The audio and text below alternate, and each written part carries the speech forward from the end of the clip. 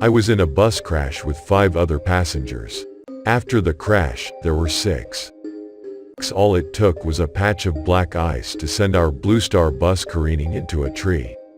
I'd been trying to sleep, but between the guy snoring behind me, the jostling bumps, and the driver's radio, it wasn't gonna happen. 12 inches of snow expected. Manhunt continues for Sterling inmate. Here's the traffic report. Crunch. My head smacked into the window.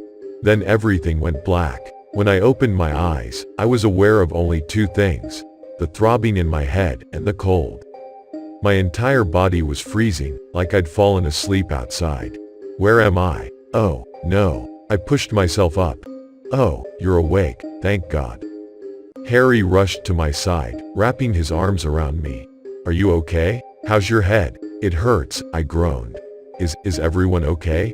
Yeah, I mean, we're all scratched up and stuff, but no one's seriously hurt. I glanced around the bus. There was a teenage girl with blood running down her face, crying in her boyfriend's arms. An older lady who'd clearly had too many lip fillers, staring out the window with a glassy look. A white dude scrolling on his phone as if nothing happened, and a muscular bearded guy with a Jason Momoa vibe near the front. Did somebody call? Yeah. But it's going to be hours, he said with a sigh. The storm's gotten worse. They have to come up the mountain in a snowcat. What time is it? A little before 3. I pulled my coat on, zipping it up to my neck until it wouldn't go anymore. It's so cold. I had no idea how I was going to be able to stay here like this, head throbbing, body shivering, for hours. I looked out the windshield. The front of the bus was crumpled beyond recognition. It was a miracle the driver lived. And beyond the bus, the sky was deep gray, heavy with snow, as snowflakes steadily fell against the dark trees. Everyone, we have a problem, the driver called from the front. No shit, we have a problem, the bearded guy snapped. We're stranded here, with no food or water, in the middle of a blizzard. All because you weren't paying attention. Hey, shut it. We all make mistakes. No one got hurt, Harry said next to me. Speak for yourself, the lip filler woman replied, rubbing her temple. I think I have a concussion. We're going to die out here, the teenage girl wailed. Quiet, the driver screamed. And there was something in his voice, a note of panic, that set us all absolutely silent. Now, you listen to me very carefully, he said in a low voice. Barely above a whisper. I drive this route all the time, and I know the woods around here are dangerous. It's just woods for miles and miles, and people see that as an opportunity. Hikers go missing. There's cult activity. I've seen it with my own 2 eyes. People throwing branches across the road to make you stop, but they're hiding in the bushes to ambush you. He paused, swallowed, and rubbed his hands together. And I think we have, found ourselves in one of those types of situations. What are you talking about? I stuttered. The driver got out of his seat and walked towards the bus door, shards of windshield snapping under his feet. Look. Slowly, one by one, the 7 of us got out of our seats. The doors were open, ice-cold wind whipping inside. For fuck's sake, that's why it's so cold in here. I opened my mouth to yell at the driver to close the door, and then I saw it. Footprints in the snow. A single trail of them, leading from the darkness of the woods to the bus doors. Someone got on this bus after we crashed. Must have snuck in right after, when most of us were knocked out or trying to get our wounds fixed up. The driver lowered his voice to a whisper. Someone is on the bus, right now. I don't know if they're hiding under the seats somewhere, or in the bathroom, or what. And I don't know what we should do. If we go into the woods, there might be more of them. But if we stay here, we might all die. His stern expression faded, and he sucked in a shuddering breath. God. I've got a little 3-year-old at home.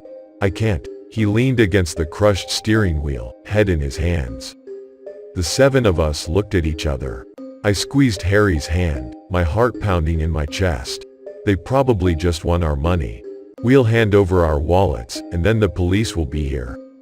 This was supposed to be our second chance. One last shot at fixing our marriage, at finding what we'd lost. Now it felt like fate was laughing at us. No way in hell you're getting a second chance. Lock the doors. It's 8 against 1, the angry bearded guy said, breaking the silence. We can take, I am. What if he's got a gun, smartass? The lip filler woman shot back. Kind of sexist to assume it's a guy, the phone dude said. I don't want to die, the teenage girl sobbed. Wait, he said. He looked up at us, his eyes wide in the darkness. Oh, no, no, no. What is it? I asked, a weight sinking in my chest. I only scanned 6 tickets. 1, 2, 3, he mouthed, as he counted us again. There are 7 of you. But only 6. His face grew even paler. Oh, God, it's one of you. I looked at the other passengers, my heart pounding. But as my eyes settled on each of their faces, I honestly couldn't tell you whether they'd been riding with us or not. Teenage couple, lip filler woman, bearded guy, phone dude. I'd been trying to sleep most of the trip, and so had everybody else, I think. The interior lights had been off, and the bus was pretty dark. The bearded guy straightened, towering over us. So who is it, then? We'll play nice. Give you our wallets and everything. Just don't hurt us, and this will all play out smooth. Silence. I think it's that guy, the lip filler woman said, pointing to the guy glued to his phone. He doesn't look hurt. Dude? Seriously? He looked up at us, and I could tell he was young, no more than 25. My thumb is fucked up. I can barely text. The teenage girl locked eyes with me. Then she lifted a shaking finger and pointed it right at me. You. What? You think I'm it? No. I mean, I remember you. Her young, pretty features tightened into a scowl. You were really rude. You literally threw your bag on top of mine. I have designer boots in here, and they might be crushed because you don't care about other people, and you probably don't even care if I die out here and stop. Harry shouted. That's good, that you remember her. That's a fact that we can use. Does anyone else remember anyone else? He was snoring behind me, the teenage boyfriend said, pointing at the bearded guy. It was really annoying. Anyone else? Silence. Wait, hang on. We can look everyone up on Facebook, can't we? Verify their identity? I asked. I pulled out my phone, and my heart dropped. Shit. No service. It's a miracle we got a call through the cops at all, the lip filler woman said. I looked at the 6 other passengers. Harry's my husband, so he's out. The teenage couple, they vouch for each other, don't they?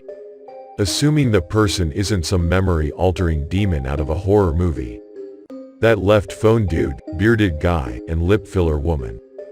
3 people, one of them lying. It was true that despite phone dude's protests, he was the least hurt of the 3. He looked young and innocent, but you can't judge a book by its cover. I looked at lip filler woman. Her face was weird. That was the only way to describe it. I'd assumed it was the plastic surgery, but maybe not.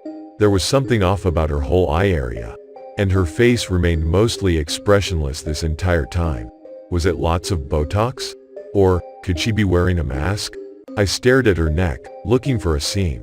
But in the dim lighting, I couldn't make anything out. Then there was bearded guy.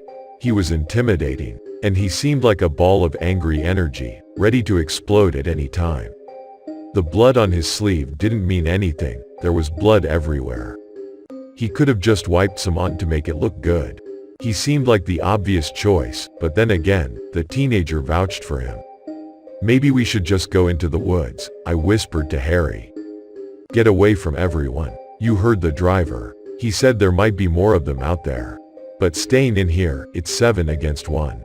But why aren't they doing anything yet? If they just wanted to rob us, they would have done it by now. I shuddered. It's like they're playing with us. You can go out alone, if you want. But I'm staying here. I'm not going to die because of your stupidity. There it was, the temper that had grown with each passing year of our marriage. I wanted to yell and scream at him, but I already knew that never worked. Instead I stared at the windshield, blinking away tears. Small flakes flurried down, collecting in at the bottom of the windshield. Beyond was the stretch of road carving up the mountain, now pure white. The set of footprints leading out the door, their edges softened by the layer of fresh snow. And something else. A lump, just off the side of the road, at the border of the woods. Something about it caught my eye, even though, in the darkness and the snow, I couldn't make out any detail. It was like it didn't belong, like it clashed with the natural landscape. And was that a trail of footprints leading up to it? I narrowed my eyes, trying to parse what I was seeing. Had someone already left the bus? Gone out and come back? Was one of the passengers in on this whole thing? And was that blood in the snow? Guys, look. I pointed out the windshield. My head throbbed as my heart began to pound, and I felt lightheaded. Out there, there's a trail of blood and something. The voices died down behind me. Oh my God, the teenage girl whispered. Other mutters too. What is that? Is that blood? Black spots danced in my eyes. I grabbed the driver's seat to keep my balance. It was wet. I pulled my hand away to see thick, red blood staining my fingers. What? I looked down. The driver's seat was drenched in blood. But the driver, his clothes were dry. No, it's the driver. I screamed, backing away. It's him. At first he didn't say anything. Then he slowly turned around. And when I saw his face, my blood ran cold. He was smiling. Chaos erupted. I lunged for the door, but as soon as I stepped down, something yanked my arm back. My entire body jolted, my head screaming in pain. I whipped around to see the man, his fingers gripping me tight. Not so fast, he growled, his grin growing wider. But then in a blur of color, Harry slugged him in the face. His grip loosened and I tumbled to the ground. Snow seared my skin, the ice cold burning my fingers, seeping through my pants. Quickly the others raced out. The teenage couple, the woman, one of the guys. The bearded man joined Harry in trying to subdue the guy, trying to tackle him to the ground. Run, Harry shouted, locking eyes with me. Run. After a moment's hesitation, I ran. The others followed, and we all ran deeper into the forest, terrified. We kept the road in our sight, and after a few hours of wandering, we spotted the lights of the snowcat coming up the mountain. As we ran, though, I couldn't stop thinking about what I'd heard on the radio. While I'd been trying to sleep, manhunt continues for Sterling inmate. Was that him? By the time the police arrived, all 3 men were gone. They haven't been found. I'd like to think they're alive somewhere. That in a few days, Harry will come home. But I know, deep down, that's not the case. The police did find the body of our real driver, though. At the end of the bloody footprints in the snow.